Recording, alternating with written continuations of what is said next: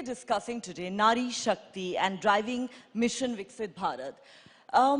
You know, the Prime Minister is a major votary of Naari Shakti and it's very close to your heart as well. He took a very progressive step of inducting, correct me if I'm wrong, 11 women in his Council of Ministers. One of them is in the highly coveted Cabinet Committee on Security. But unfortunately, we do not see this level of women's participation at a state level.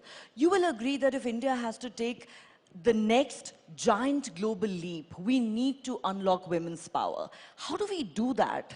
I think you do a great disservice to women when you presume that power is only if you're in a constitutional position. India has made an economic and a political case for why women need to be shoulder to shoulder with men or any other gender. The topic of conversation on your platform is what India thinks today. In fact, what India does today, the world does tomorrow. And what India has done significantly for gender is make a case for women who are emancipated across all walks of life. So if you presume that Prime Minister Modi's gender agenda or female agenda is only limited to how many colleagues he can have in the Council of Ministers, you do disservice to his entire effort, not only as Prime Minister, but his entire life's journey as an administrator.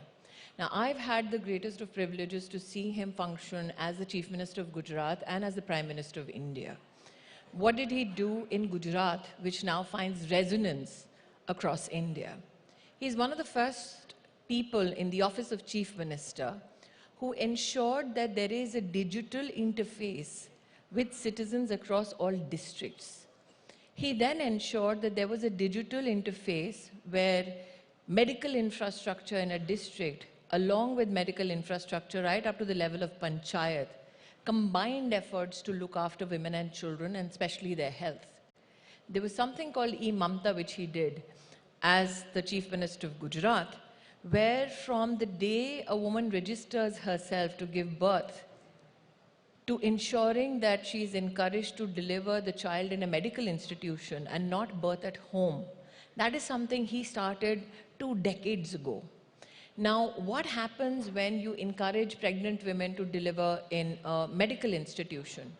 You curb the death of the mother at childbirth and the death of the child if the child is born with some medical complications. Now, many people presume that Prime Minister Modi at the national front is now doing projects like Pradhan Mantri Matra Vandana Yojana, wherein 3.5 crore women have had cash transfers into their bank accounts up to the level of 6,000 rupees, only so that the day they take leave to go and see a doctor is compensated. Now imagine the detail to which he went, so that if women who are economically active want to look after their health, they should be compensated and institutional delivery should be promoted even at the national level. So what he did in the state today finds national success. Now, why am I giving this context, Neha? What happens? Who gets counted? The world over, only women in institutional leadership positions get counted, as though only their success matters. What Prime Minister Modi has done is ensure women at every walk of life, in every platform, are counted. Now, when he was Chief Minister of Gujarat, he started something called Mission Mangalam, where he ensured that self-help groups in Gujarat had a business plan, had institutional credit, and serviced that credit so that their capacity financially could grow. Today, when I see that out of 90 million self-help groups, you have women in those self-help groups who receive nothing less than 8 lakh crore rupees from the government of India.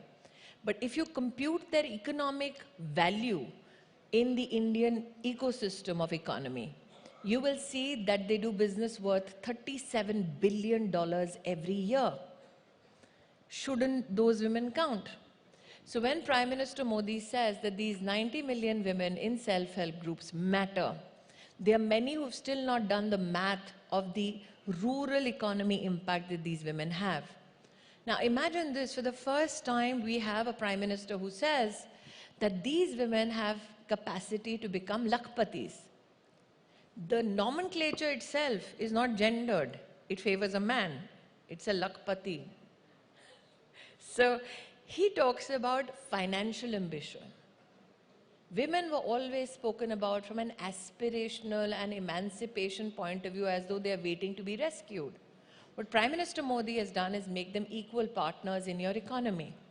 So I know that people who introduced this segment spoke about a lady who is leading road building efforts in the Indian Armed Forces at the line of actual control.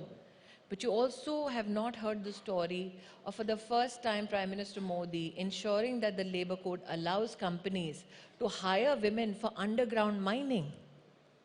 So those are the stories that need to be told, because these women at leadership positions in underground mining, in space technology, matter.